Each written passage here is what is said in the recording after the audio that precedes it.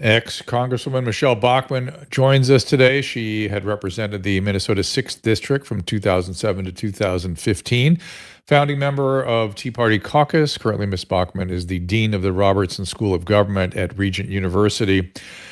She has been sounding the alarm about the World Health Organization's so-called treaty. It's something we've been monitoring very carefully and share her concerns.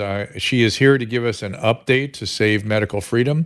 It'll be interesting to hear whether she has gotten any traction amongst her colleagues, former or otherwise, who are serving in the U.S. Congress. Last time we talked to her, she was telling us she was having a great deal of difficulty getting them to pay attention. We're going to also show you some data on the World Health Organization's proclivity for declaring emergencies. They are already underway on a regular basis in a way that we've never seen before. So there's something going on. We'll get into it after this. Our laws, as it pertains to substances, are draconian and bizarre. The psychopaths start this way. He was an alcoholic because of social media and pornography, PTSD, love addiction, fentanyl and heroin. Ridiculous. I'm a doctor, for Christ's sake. Where the hell do you think I learned that? I'm just saying, you go to treatment before you kill people. I am a clinician. I observe things about these chemicals. Let's just deal with what's real. We used to get these calls on Loveline all the time. Educate adolescents and to prevent and to treat. If you have trouble you can't stop and you want to help stop it, I can help. I got a lot to say. I got a lot more to say.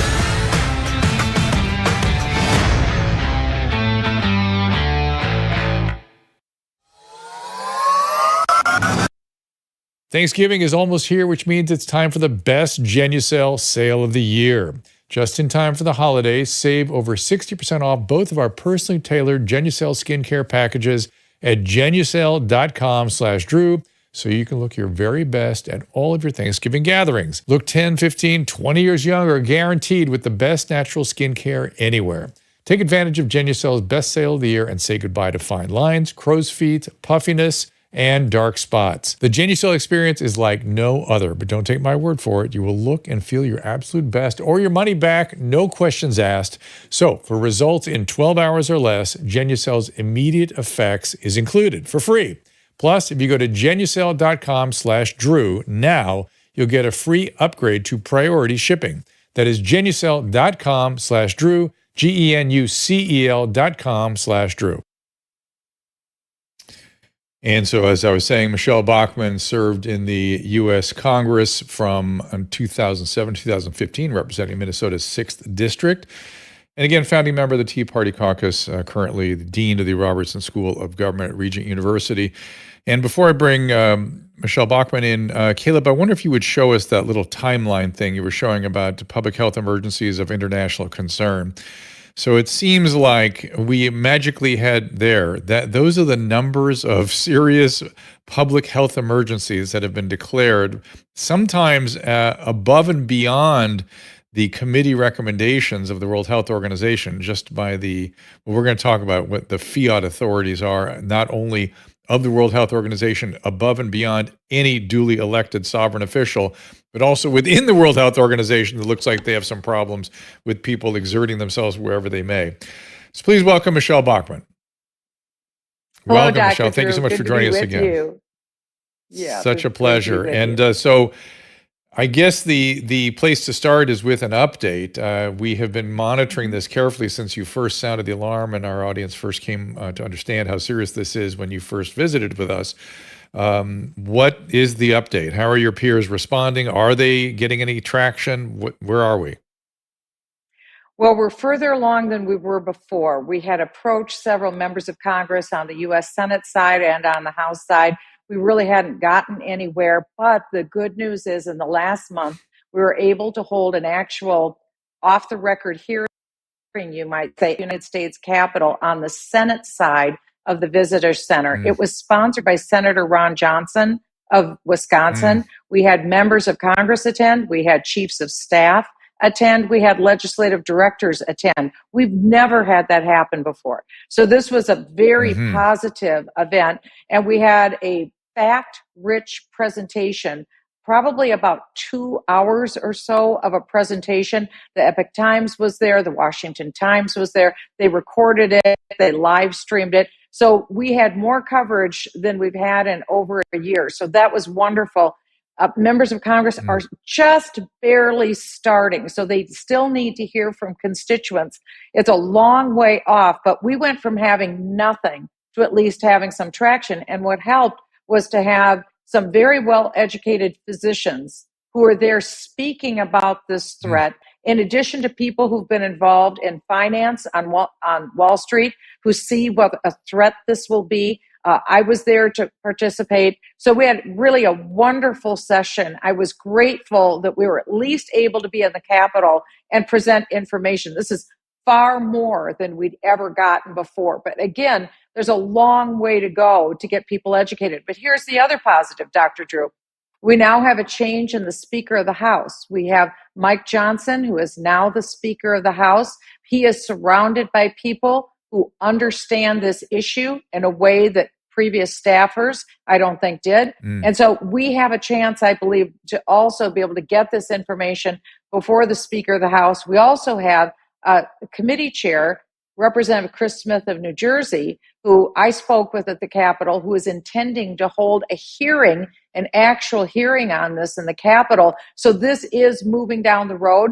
But here's the other challenge. On the other side, it's timing. We've had some meetings at the World Health Organization since you and I spoke. This coming January, there's an expectation that the proposed finalized amendments and health treaty will be presented publicly so we can read it. However, the World Health Organization has already announced they will not have their documents done in time.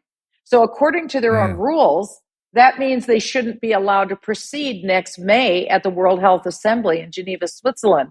But they're still saying, oh, no, we're going to proceed. Even if we violate the protocol rules, we plan to proceed. So here's the bottom line, Drew. They intend to have their final written documents done, and they'll be given to the delegates of the World Health Assembly, essentially the members of the United Nations.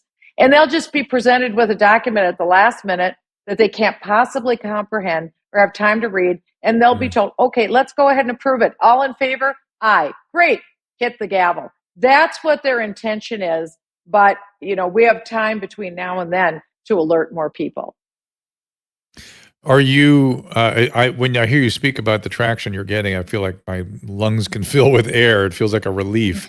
Are you, I understand there's still a long road ahead. Are you optimistic? Road, yeah. Are you relieved? Yeah.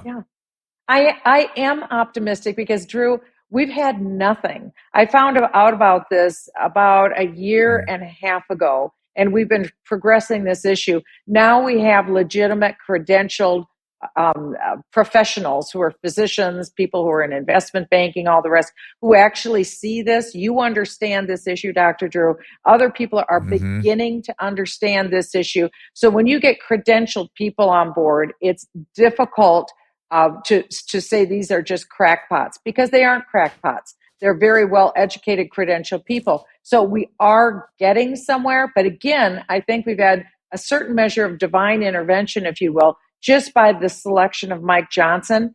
And he's had to just get budgeting issues passed. I mean, they've just been treading water in the Capitol. So I think that there may be an effort afoot where we can get more hearings held on this, and then hopefully pull the Biden administration in front of the House. And they need to answer questions. They need to talk about this grab of national sovereignty from all countries on healthcare decision making. But really, what is the bottom line that's about to be created? It is effectively a platform for global governance. And that sounds like a tinfoil hat thing to say. I assure you it is not. That's what these people intend. They want to have a huge global power grab into the United Nations. And that's what people, a lot of common people, you might say. I'm a common person. A lot of people are starting to pick up on this now. And it's always Congress is the last to know. But when Congress is finally just starting to be penetrated, that tells me we're getting a lot closer to achieving our objective. Oh, that's good. My understanding is that the nations have to turn down membership. It's some sort of opt-out agreement that if you don't opt out, you're automatically in. Is that accurate? the way that, thank you for bringing this up, Dr. Drew, because the way that the adoption of the international health rules works is that if nations don't object, then the amendments are deemed passed. And so today we have 307 proposed amendments to the international health rules, as well as a global pandemic treaty. And what we were told last May in Geneva, Switzerland, is that the 307 amendments and the proposed international pandemic treaty would be merged into one document. They would be synthesized, and the bottom line result would be the same. International or healthcare decisions would be removed from national decision makers, and that decision making power would be transferred to a global governance authority like the World Health Association. So that means then that once we transfer sovereignty, that's why sovereignty is everything. Once we transfer sovereignty over decision making to the international healthcare body, which essentially is the United Nations, then we don't get that authority back. So just like President Biden announced that an emergency status, we were in an emergency status in the United States for almost 3 years. It wasn't until May 11th of 2023 that President Biden finally lifted emergency status. We effectively had our constitutional liberties suspended for 3 years here in the United States. So what President Biden is hoping to do at the World Health Organization is to allow that body that level of decision-making control so that the WHO could announce a public health emergency of international concern. In other words, emergency powers.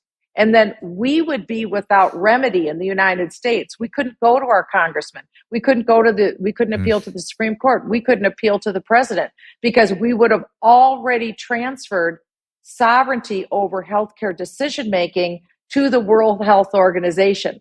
That puts us in a terrible position.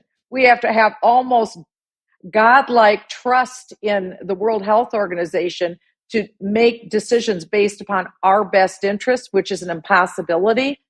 To think that somehow this would end well, it won't. No, it just seems so. I mean, how we have gone, it's so odd to me that we've gone. Your most effective unit, I keep telling everybody, is a well-trained caring physician and a properly informed, motivated patient. And anything you do on top of that, anything you adulterate it, you make it less effective, less efficient. It's been bad enough dealing with hospitals and regulators and insurance companies. Yeah. Now we're going to continue to centralize upstream all the way to the world. It's the most upside down idea I've ever heard of.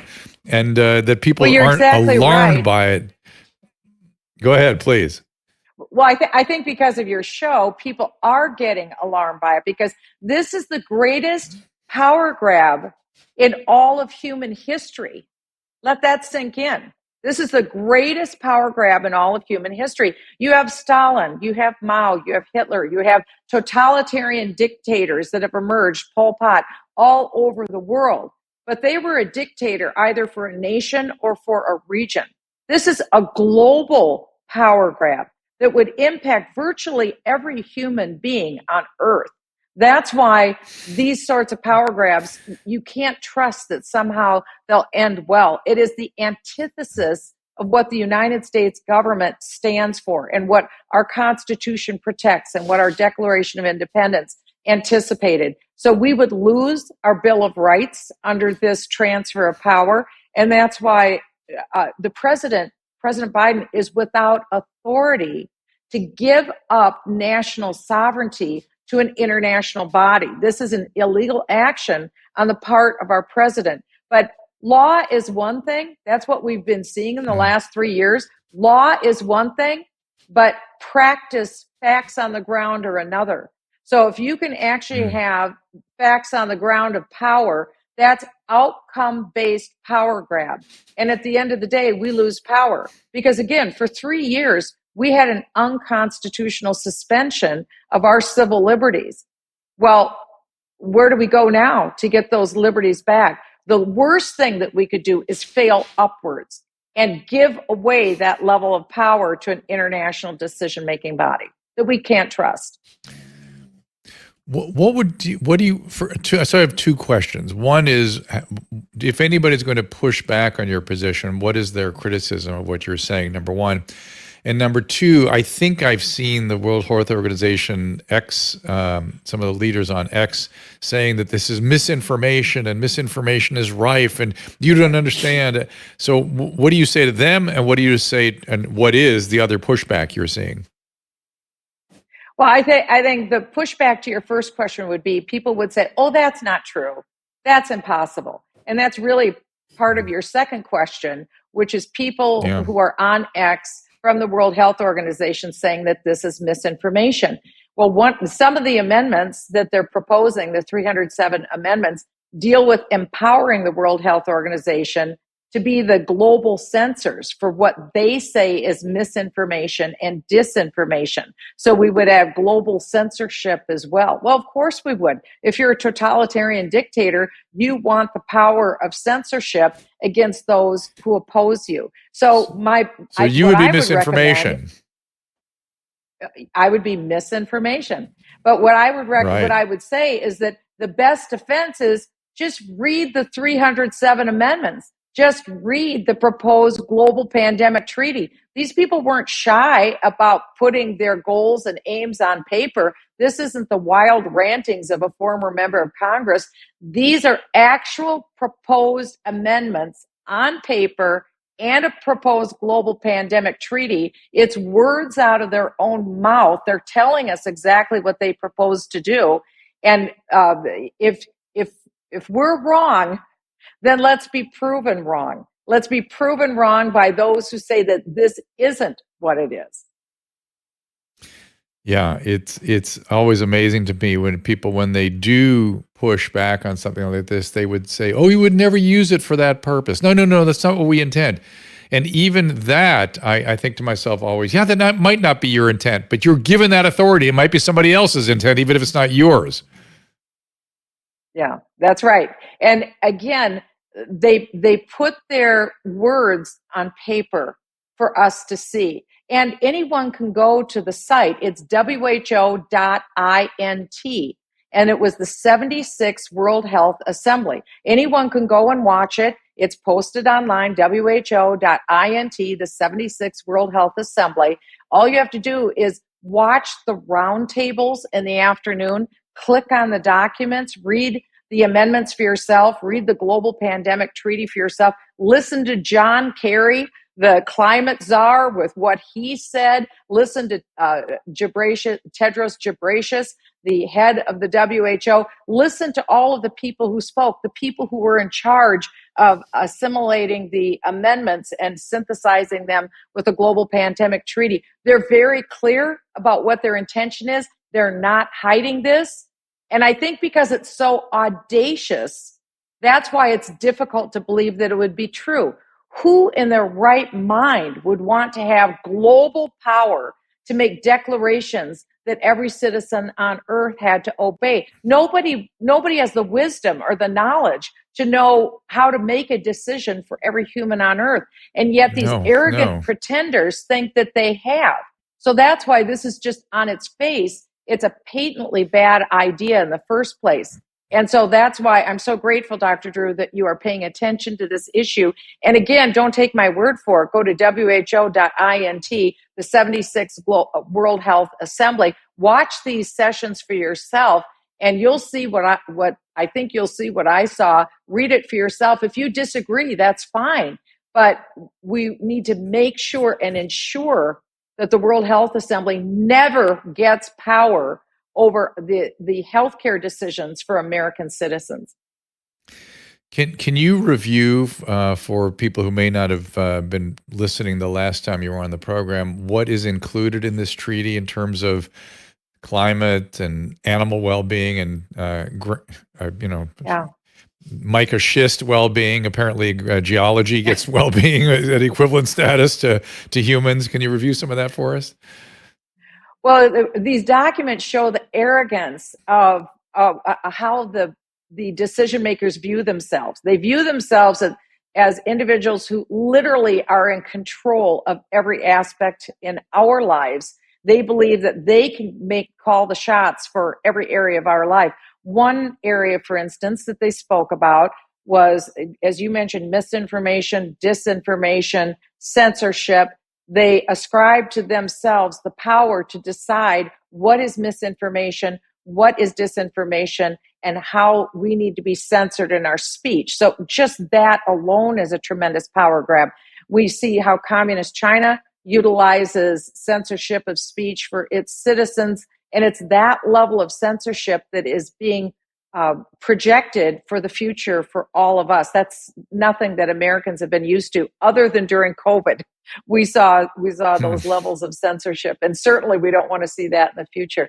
Also, they talk about an area called One Health, and One Health looks at the environment, which by shorthand I would say dirt, trees.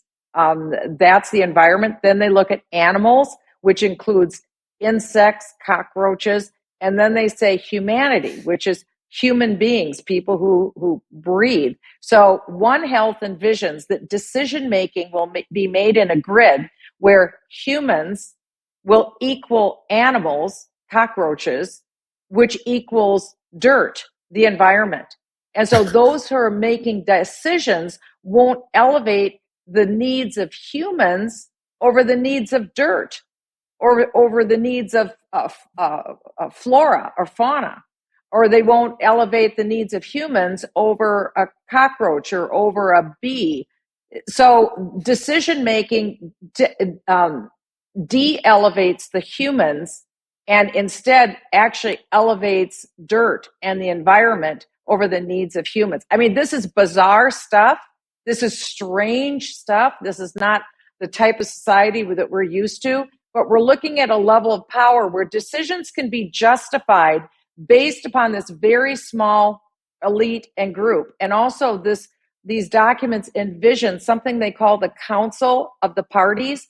The Council of the Parties is a fancy way of saying we're going to have a very small group of elites, and these elites will meet in a sort of perpetual constitutional convention.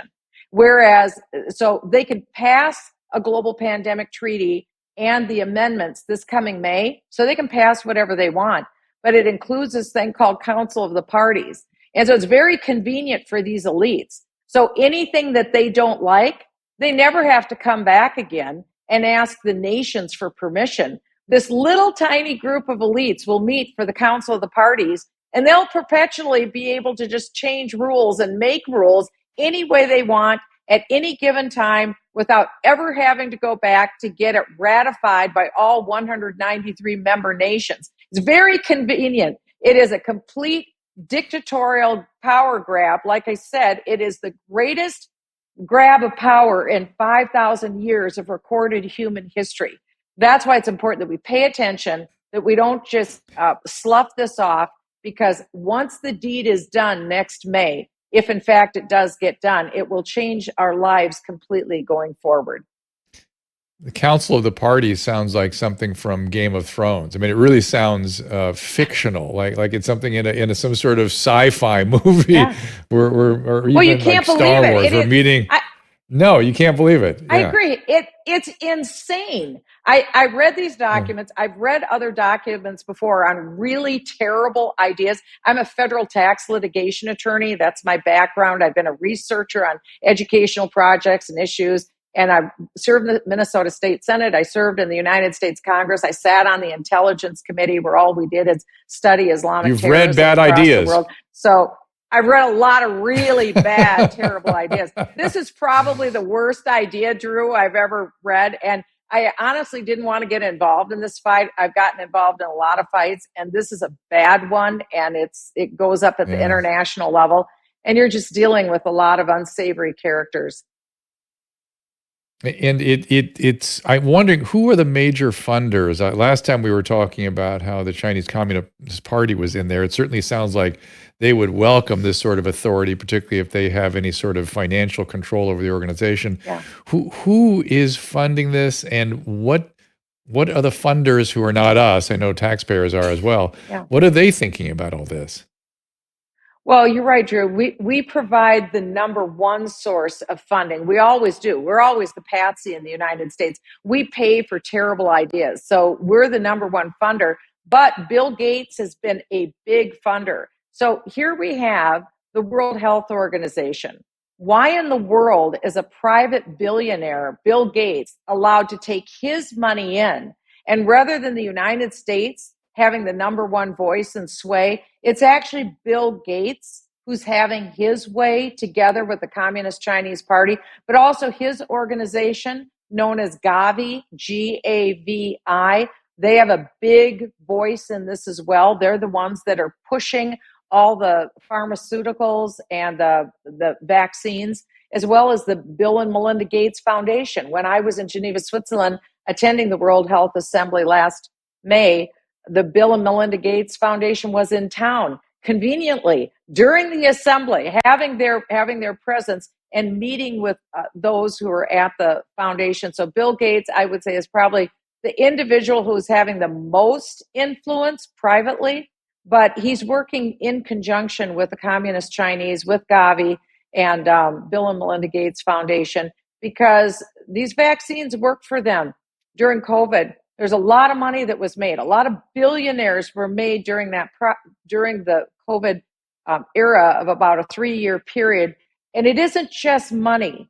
I really have come to believe it has almost more to do with control than it does with money.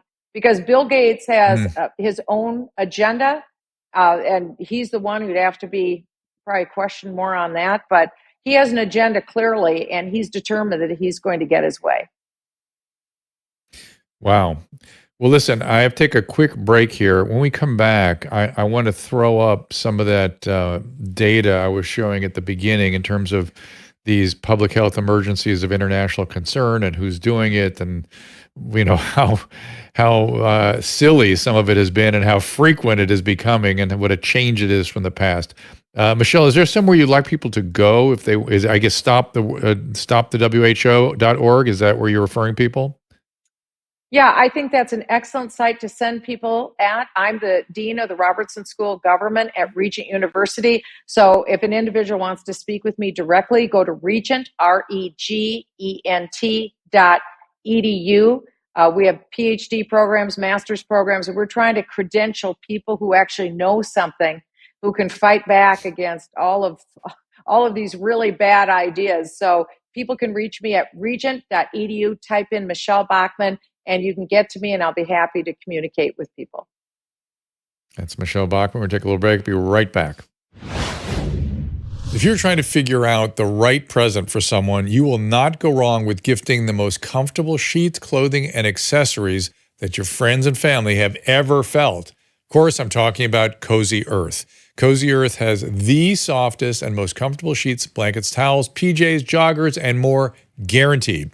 Susan and I love them. In fact, we still have Cozy Earth sheets on our bed. I slept in them last night. I was thinking of how great they were. And look at this. I'm wearing one of their super comfortable t-shirts right now. I just can't get enough of Cozy Earth. Their sheets are durable, machine washable, and come with a 10-year warranty against defects. So no surprise that Cozy Earth's brand has been featured on Oprah's Favorite Things for 5 years in a row. Whether it's their luxury pajamas, super soft bedding, loungewear, or plush bath towels, you will love shopping and gift giving at Cozy Earth. Here's my gift to you this holiday season. Go to CozyEarth.com, enter code DREW to save 40%. That's CozyEarth.com with code DREW. CozyEarth.com, code DREW, save 40%. I think everyone knows the next medical crisis could be just around the corner, whether it comes in the form of another pandemic or something much more routine like a tick bite. You and your family need to be prepared. That's where the Wellness Company comes in. You know the Wellness Company. We have their physicians on, like Dr. McCullough, frequently. The Wellness Company and their doctors are medical professionals you can trust. And their new medical emergency kits are the gold standard when it comes to keeping you safe and healthy. It's a safety net. It's an insurance policy absolutely. that you hope you're not going to 100%. need, but if you need it, you sure as heck are going to wish you had it if you need it. Be ready for anything. This medical emergency kit contains an assortment of life-saving medications, including ivermectin, Z-Pak. The medical emergency kit provides a guidebook to aid in the safe use of all these life-saving medications. From anthrax to tick bites to COVID-19, the Wellness Company's medical emergency kit is exactly what you need to have on hand to be prepared. Rest assured, knowing that you have emergency antibiotics, antivirals, and antiparasitics on hand to help you and your family stay safe from whatever life throws at you next. Go to drdrew.com/TWC. That is DRDREW.com/TWC to get 10% off today. Just click on that link. Susan and I have been looking for a nutrition-packed, great-tasting greens drink for a while. And then we tried our friends at Paleo Valley's organic super greens, which is superior to what's out there on the market. Our friends at Paleo Valley, well, they think of everything, and they've created what's been called a magical green powerhouse. All three delicious varieties, pure unflavored, strawberry lemonade, and tropical, contain 23 certified organic, antioxidant-rich superfoods, including the highest quality spirulina. It's also free of cereal grasses, gluten, grains, soy, and dairy, and no added sugars or artificial sweeteners. And what's more, it delivers digestive enzymes, polyphenols, which are believed to burn fat, and 8 essential amino acids. Imagine the time, effort, and cost of trying to make this yourself. It's impossible. Head on over to drdrew.com/Paleo Valley, and you will get 15% off your first order. All the great products they have there, 15% off at drdrew.com/Paleo, Paleo.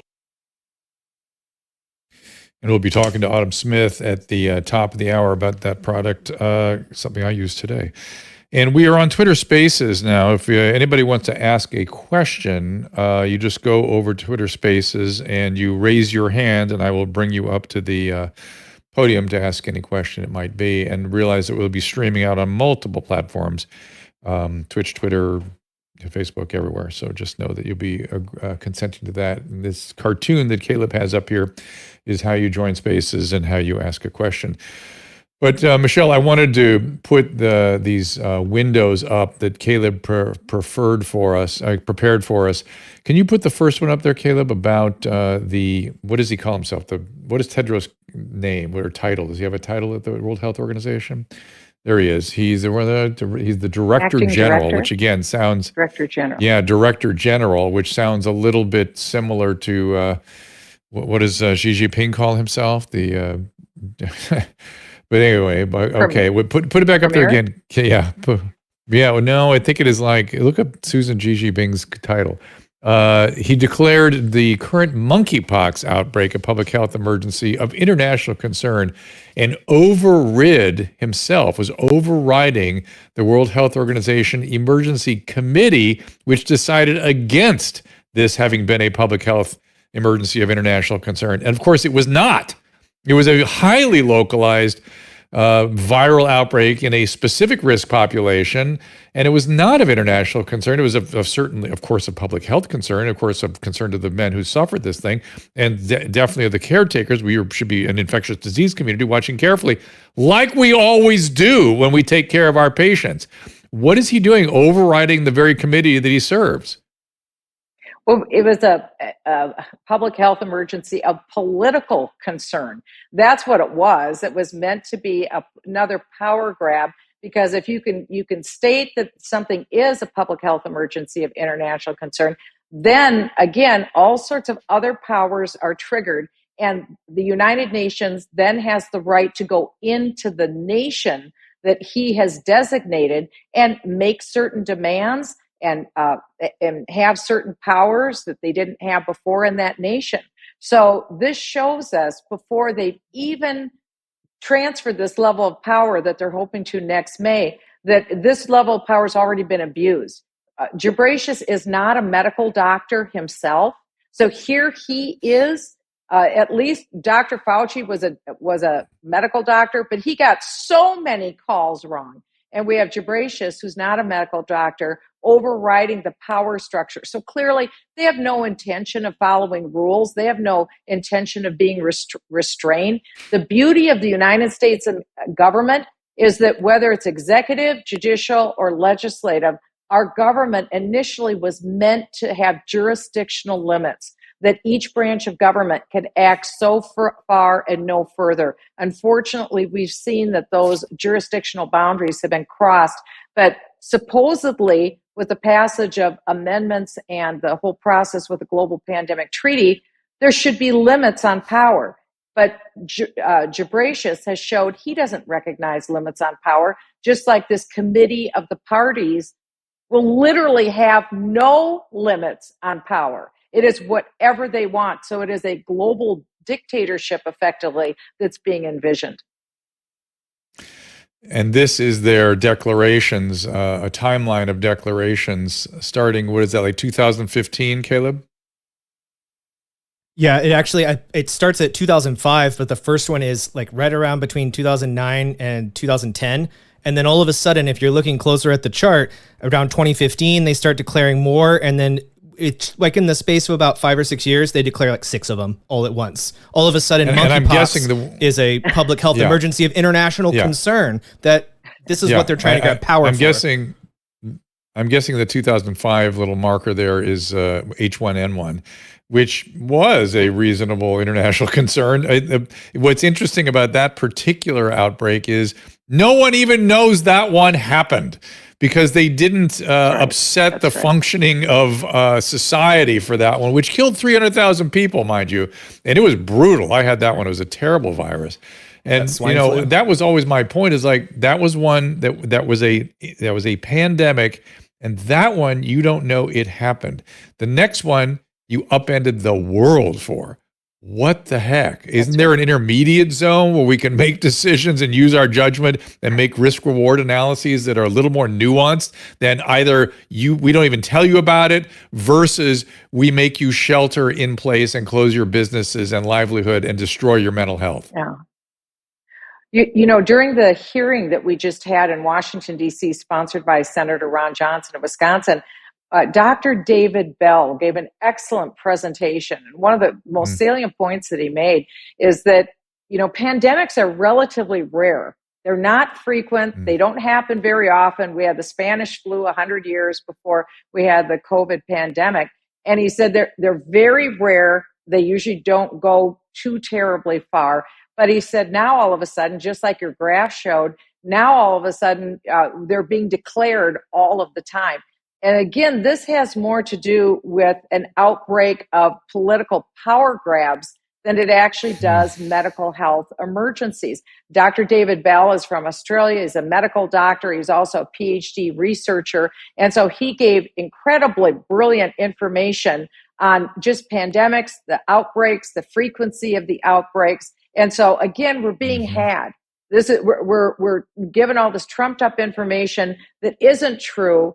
And so decisions are being made on the basis of faulty data, a faulty foundation, in order to justify an unjustifiable power grab, the likes of which we've never seen before. Yeah, it is something to behold here, and why there's not a major panic about this. I mean, I've been more panicked about this than I would have been about our latest pandemic issues. This is much more threatening to, I don't know, to our sovereignty. I don't understand. I think it's very simple in that very few media outlets have talked about this. This has been out there. It's been around since 2022. We've known about these threats from the Biden administration. The Biden administration introduced the first amendments. It was 29 amendments in 2022 to affect the same outcome, the transfer of national sovereignty. They thought they could go under the radar in 2022 when they met in Geneva, Switzerland for the World Health Assembly. It would have been the 75th World Assembly, but few people found out about it, raised a stink. And then there were some small countries that objected, and thank God they did. Some small countries in Africa and South America, thank God, because they objected. Those amendments didn't go through. And so we didn't have this power grab happen. Now it's a little bit more high profile, but I'll tell you, when I was in Geneva, Switzerland, there wasn't one member of the United States House of Representatives. There wasn't one member of the U.S. Senate. I didn't see the United States media covering this issue. So, of course not. The alternative media has been covering it. You've been covering this, Dr. Drew, thank God. So now some people are getting to know that this is a real and viable threat. And your audience can read about it themselves. If they want to go to who.int, They can read the proposed 307 amendments. They can read the proposed should. global They pandemic should. treaty. They should see it, and Yeah. then they know for themselves that this isn't tinfoil hat wearing, fire breathing nutcases. This is actually reality. But look at how our country is being run. I mean, if you want proof that there's problems, just look at how our country is being run today, and then this doesn't seem quite so far-fetched. So the director general is the head of the World Health Organization. The general secretary is the head of the Chinese Communist Party. I would have a hard time distinguishing between those two titles, I must say. It's just a little bit uncomfortably close to one another. So again, I will take calls if you guys raise your hand over Twitter Spaces. Caleb, I need to be made a co-host Yes, if I'm to do that. Looks like her phone just accidentally disconnected. Oh wait, she's back. Here she comes. Sorry, she's back. There we go. But it is if you have questions of Michele Bachmann, we can take them there. We're going to go for a few more minutes. By the way, it's Chairman G. It's not General Secretary. Susan would know. It is. Susan's very, very concerned about the Chinese Communist Party involvement here. She sees the long arm of that party in everything distasteful, and so it's what'd you say again? It's President, Chairman. Okay. I thought it was going to be like supposed to direct comrade or something like that. God King or something. And if you don't have questions, that's okay too. Whoops. Why am I getting sound here? Okay. Have to have it plugged in, unlike your previous direction. I know former Secretary of State Mike Pompeo always referred to him as Chairman G. So I think it is Chairman, Susan. Chairman, it seems right. So let me go up here and get some questions here. A lot of people. Oh, now I see a lot of people with their hands up. I didn't see that before. Chairman isn't strong enough for him. Leader. So this is the swamp. We're going to give him or her a chance to ask a question of Michele Bachmann. We're going to go for another 10 minutes or so. So go ahead, Mr. Swamp or Mrs. Swamp. You have to unmute yourself, guys. That's another thing. Show your cartoon again, Caleb, so people Hey, I'm here. There we are. Sorry. Go right ahead. Yeah. Mm-hmm. Hey, I've spoke to you before, Drew, friends of Tony and Mr. Ellis. And I wanted to ask you about, I listened to Andrew Huberman, who I know you're very familiar with, just the longevity. If you could go back and say, I wouldn't have taken the vaccine, I didn't take it, but I have family members that did. What is the longevity impact? I mean, obviously you don't have the answer, but what are your thoughts on what we've seen so far? Well, I mean, if indeed, thanks, man.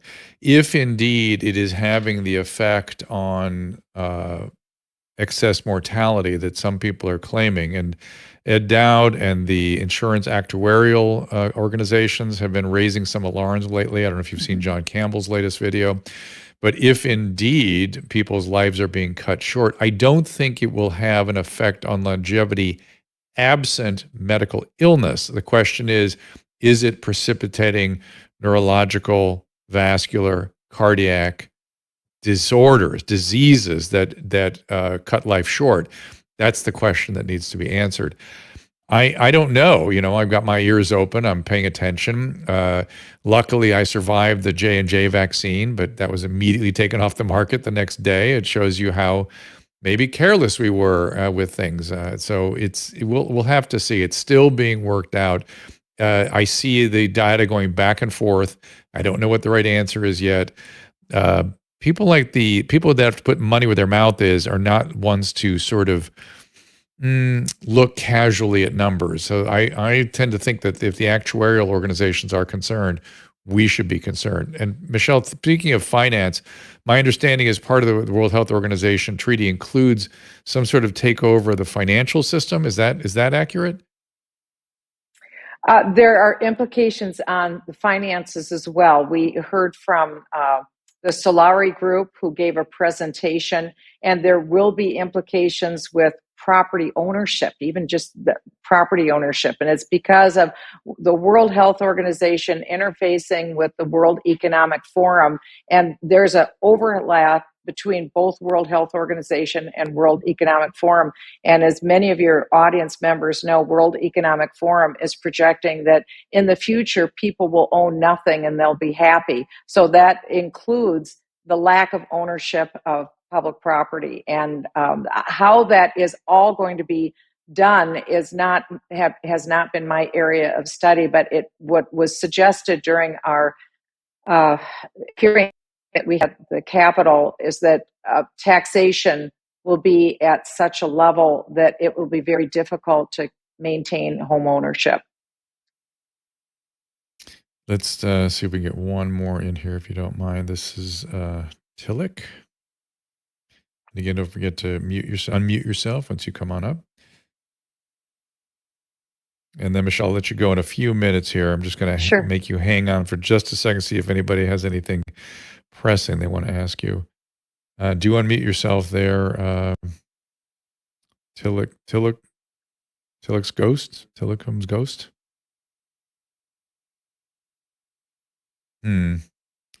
Well, I have a little bit of a policy that if the unmuting does not go well, I throw you back in here. I'll tell you what, Michelle, I don't want to take any more of your time that you've already kindly given to us. It is Stop the World Health Organization, stopthewho.org. Go there to find out more and to throw your hat into the ring. And are there things, I have two last questions. One, is there some place people can go to watch that hearing that you had? Was it not a hearing, it was sort of a symposium, number one. And then number two, what's coming up? What are you looking forward to next? Are there things we should look for, milestones, meetings, hearings, whatnot, and when? Yes, the Epoch Times, I think if you go to the Epoch Times archive, their site, they would have the posting of the hearing. You could see it in its entirety. It was excellent. It's gone out to a lot of people. They've really enjoyed the information because the information was from very credible, solid physicians, financial people, and they did a marvelous job on it. And Ron Johnson was excellent. You know, he's discouraged in a lot of ways. He was one of the strongest voices during COVID to question what the United States government was doing. And it's discouraging because not much has been done with adverse reactions. And unfortunately, you would think a lot of the physicians in Congress would be willing to come forward and say, look, we got it wrong. But you don't have even the physicians in Congress coming forward. That's been very discouraging. As to what we're looking forward to, I think it's important that the Speaker of the House, Mike Johnson, who is a good guy, that he just hears from people to know that they want to hear hearings on this proposed takeover of the WHO. And I think it's important that he hears that from people, that we want to have hearings and we want to hear what the Biden administration has to say. Xavier Becerras, who is the Health and Human Services Secretary, was present in Geneva, Switzerland when I was there during the WHO meeting. And he issued all of these tweets, on X now. At that time, it was Twitter. He issued all of these kind of yay, sis, boom, bah tweets as a cheerleader saying how the United States is behind this. We're all for it. And I think these guys need to get on camera, under oath, under a subpoena, and have to testify to what they know and be confronted with what the documents say. Because they have to answer for the documents, not just hyperbole, the documents. And how could this even be possible under our constitutional Republican form of government? Our Constitution demands and promises a Republican form of government. That's not the political party. That means a representative form of government. If we give up national sovereignty over healthcare decision-making to an international body, then we have lost a Republican form of government. So I think that Mike Johnson will be very open to this. He was a former constitutional lawyer. And if we can get the Speaker of the House okaying hearings, I think all of a sudden we'll go from 0 to 60 in terms of public awareness. And there's always a chance. I'm an eternal optimist. There's always a chance. So I don't think this is inevitable. But if good people don't do anything, this will go through because the bad guys are in charge and they want to have a dictatorship, a global dictatorship of power over healthcare. Michele Bachmann, thank you so much for joining us. We'll check back in with you and keep up the good fight. Thanks again, Drew. Thanks to your audience. Thank you, Michele. Appreciate it. So I want to... She's awesome. Yes. I want to put a little light on something Michele Bachmann just said about the physicians in the Congress or in the representative government not speaking up. I was thinking about this the other day, is that actually many days I'm thinking about this, but it is at once possible to have been right and wrong, right? This is the part that seems impossible for people to sort of admit. You may have been right to really push the vaccine in the darker hours of the Alpha and Delta outbreaks, and you may well have saved significant numbers of lives, and be wrong continuing to force it on 20-year-old males where the risk of myocarditis is about an order of magnitude or maybe 2 orders of magnitude more significant than any adverse event from the COVID. So you can be at once right and wrong. So it would be fine to say, we got it right and we got too enthusiastic, and that's where we got it wrong. But to sort of say it's all right and all wrong, I think is going to be a mistake. I think we have to be very careful about that. So let me just look at you guys here. Sorry, I know a lot of you wanted to ask a question, but I'm afraid I don't have a chance to do that. In the remaining moments I have, I wanted to bring in someone from Paleo Valley to discuss their product because we've not had a chance to talk about it yet, and it's something that I use. So I wanted to bring in Autumn Smith. Autumn has been the brains behind Paleo Valley, which is some of our favorite. Susan and I love these products. And so I want to give you a chance to talk about the super greens. You've not talked about that anywhere, and I've started using it. And before you open your mouth, Autumn, I know I'm jumping all over you. Let me just say, to me, it was so odd. It's so odd that there are people taking these little fruit and vegetable gummies because news outlets are suggesting them, and when they have this, which is something vastly superior. And so, go speak to that. Yes. Well, I'm just grateful that people are making an effort. But our Super Greens powder came about because we're living in unprecedented times where anywhere between 30 to 90% of us are nutrient deficient. So that means we're not getting enough nutrients to survive, let alone thrive. And people are busy, and the nutrient content of our food supply is lower than ever. And so we wanted to create a very, very high quality powder that just made it easy and most importantly, delicious for you and your whole family to get 23 organic fruits and vegetables in one serving. And unlike most other greens powders on the market, we didn't include cereal grasses. Cereal grasses often make up the bulk of a powder. And for people who have sensitive stomachs, gluten intolerant, celiac disease, the lectins in cereal grasses can lead to significant digestive upset. And that's what I found. And so we took out cereal grasses and instead we put in the highest quality spirulina in the world. Now, spirulina is one of the most nutrient dense green foods ever studied. It's endorsed by the United Nations as a cure to malnutrition, and by NASA. They've even said eating 1 gram of spirulina is kind of like eating an entire plate of fruits and vegetables. So we made it all organic. We added high quality spirulina, and then we just sweetened it with monk fruit. And because there's no cereal grasses in it, it doesn't taste like grass. You don't have to choke it down. It doesn't taste like dirt. It actually tastes like fruity, and just like fruits and vegetables should. And it's one of our best-selling products and something I consume at least once a day, because 1 serving is the equivalent of about 1 serving of fruits or vegetables. I don't know if anybody else is doing this, but I put it in with the bone broth, and it works. Yeah. It's good. I do. I do it does. Together. And absolutely. Yeah. That bone broth stuff, Susan and I were like weirdly addicted. Yeah, that's once a day for me. Coffee. I love it. Yeah, no, it's without exception. I love it. And, it's good because I don't like to eat breakfast, but when I start getting a little hangry around 12 o'clock, I have my bone broth and it gets me through. So, then I have a nice lunch. So, and that's great. And there's benefits to that too. And Autumn, tell them your story about why you funded all this and what your training is, so people understand why we're so enthusiastic about you and your stuff.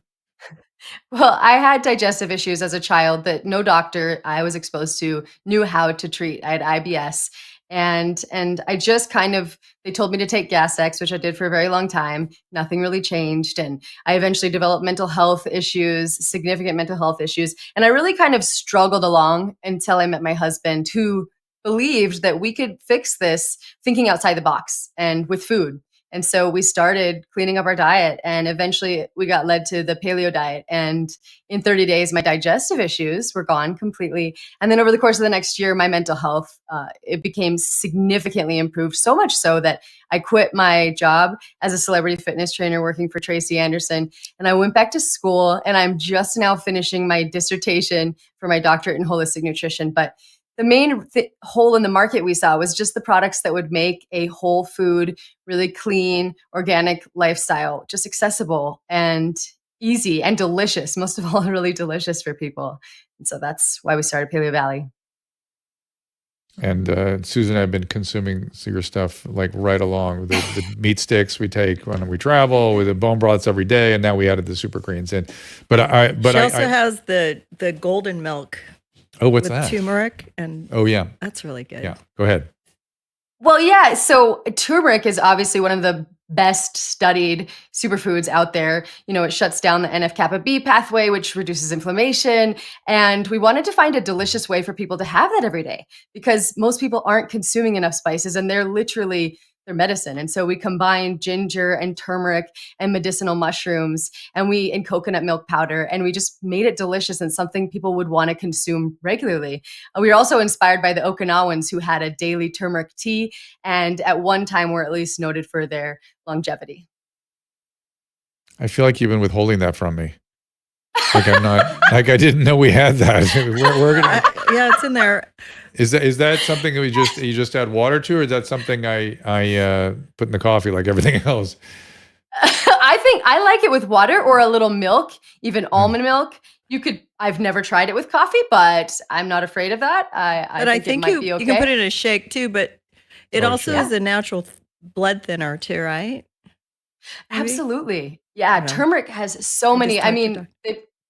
Yeah. Oh, I'm sorry. Dr. Drew could probably tell us too. Yeah, when people hear bone broth, they go, ew, bone broth. Like they think chicken broth or when you get bone broth. But what people need to understand is that when you have vanilla or chocolate or the unflavored, there's no taste. It's just naturally high in collagen and tastes really good. So you guys check it out. Or the chocolate. That's what I like. The chocolate's really good. All right. Well, Autumn, I just want to give you a chance to remind people what your mission is, what your training is, and what your products are. Because, again, we're big enthusiasts, and we appreciate you being part of our little world here. So well, thank you so much. You have anything coming up? Anything on the drawing board? Oh, we always have a lot. We're coming out with an organic kind of superfood coffee that contains medicinal mushrooms, and then this ingredient called coffee fruit extract, which has been shown to improve BDNF levels in your brain by over 100%. So yeah, it's like coffee upgraded, or kind of like an on switch for your brain that doesn't only rely on the caffeine. So I'm pretty excited about that. Tell us more about medicinal mushrooms. Ooh, yeah. Medicinal mushrooms they've been studied and used in Asia for a very long time. Really significant benefits for the immune system, for your gut function. Lion's mane mushroom in particular has been shown to reverse mild cognitive impairment in a clinical trial in Japan. And reishi, it goes on and on. There's so many. Yeah, people use the mushroom. They like the mushroom coffee combo because of those cognitive effects. And I've got some physician friends that swear by that. So it'll be interesting to see your product. So please keep us informed. We'll send you some. Okay. All right. Thank you. And again, it's dr.com/paleo. And do you have anything you put out, any newsletters or anything they can sign up for? Absolutely. They do. You can go to paleovalley.com. Yeah. And sign up. Oh, sorry. Go ahead, Susan. Or go to drdrew.com/paleo. And there's also, you can sign up for the emails. And also, it gets through there. Okay. If you use the code Dr. Drew, if you go to our sponsor page at drdrew.com, you get 15% off your first order. So you can stock up on everything and use code Dr. Drew, I do believe. Yep, or just click on the link on drdrew.com/sponsors. Great. Autumn, thanks. Great to speak to you. Always such a pleasure. Thank you. Well done. Bye. Okay, and let's put up upcoming shows here on the line. We've got, I know Erin Cariotti. She looks so healthy; it makes you want to buy this shit. I know, and she's You know what I mean? she's so smart. And She's so well, glowing. She's well informed on the topics that she's representing. So I love I that. think my hair got a lot thicker drinking the bone broth, and it grew longer. I think it's just, I don't know. I feel better overall since I've been using all these products. I've you know, eaten I've so never many been of into those supplements sticks. and products. I got a huge box, like a grab box. Yeah. Man, so many of those. I eat so much. You don't have time to eat otherwise. Oh yeah, no, he has I grab Crohn's, them and so, go. like, he can't grab. He has to could eat. No, it's good for He him. has to eat beef. It's and- very rare. good Like for him. I went to like a grab snack that I can have. In fact, like I tried to eat nuts for the first time, and I think probably 4 or 5 years, thinking, "Oh, I must be better." And then I had I think yesterday was the last day of an 8-day like flare up of my Crohn's disease because I was eating nuts. Oh. Not good. I know it was the dumbest Not idea good. ever, especially with a new baby, but I did it. But these Paleo Valley, these sticks here, I can eat those all the time. I can eat 5 or 6 of them, and I'm totally fine. So if you have Yeah. any stomach issues, these are healthy and good. She's very carefully They're kind of designed these things. fermented too. Like, you know, the Slim The Jim you get at the fermenting process is an important part of it. yeah, when actually, you go to get a Slim Jim at the, Yep. you know, the 7-Eleven or whatever, they're very spicy and fatty. These are like perfectly processed with Okay, I'm starving now. with I know with some kind of a fermentation. So it's good. It's like a hot dog. It tastes so good. All right, let's put those that schedule back up there again. Yeah, so it is Joe Allen with Kelly Victory next week. I think that one is that early? It's the following week. It's going to be early. November 21st, which is the Wednesday, I believe we will have Dr. Cariotti in here, give us an update on Biden versus Missouri. And the 22nd should be an interesting day. Representative Marjorie Taylor Greene and then Jennifer Say, both very interesting guests and should be, I mean, Representative Greene is entertaining no matter how else whatever else you feel about her. She's an interesting person, and I look forward to talking to her. So that's next week. Do join us. They're all at 3 o'clock Pacific time. We appreciate you joining us today, and we appreciate Michele Bachmann giving us an update on the World Health Organization treaty, so-called. We will see you on, we're Thursday here. We'll see you on Tuesday at 3 o'clock. Ta-ta. Ask Dr. Drew is produced by Caleb Nation and Susan Pinsky. As a reminder, the discussions here are not a substitute for medical care, diagnosis, or treatment. This show is intended for educational and informational purposes only. I am a licensed physician, but I am not a replacement for your personal doctor, and I am not practicing medicine here. Always remember that our understanding of medicine and science is constantly evolving. Though my opinion is based on the information that is available to me today, some of the contents of this show could be outdated in the future. Be sure to check with trusted resources in case any of the information has been updated since this was published. If you or someone you know is in immediate danger, don't call me, call 911. If you're feeling hopeless or suicidal, call the National Suicide Prevention Lifeline at 800-273-8255. You can find more of my recommended organizations and helpful resources at drdrew.com/help. Sometimes, actually, if I do have a sore lower back, I will do those scissor kicks. Just get on the ground, lay on my back. Walking is great for the low back. Yeah, it's true. Walking, Yeah. just walk on with proper shoes on the right kind of surface, and it'll help. Yeah. And it will go away, and it will come back. That's the other thing about low back. It goes and it comes and it goes and it comes. One of those things. It's part of being upright. And as soon as somebody says to me, "I have a bulging L2, L3, blah, blah, blah, give me all the anatomy," I'm like, I don't care. Everybody has something with that. Yeah. Everybody. So just because you have a bulging disc does not mean you should take opiates or get an operation. Man, it's just a domino effect because then It it's is. like you go in, it's like one thing, and then another thing, and you're like, no.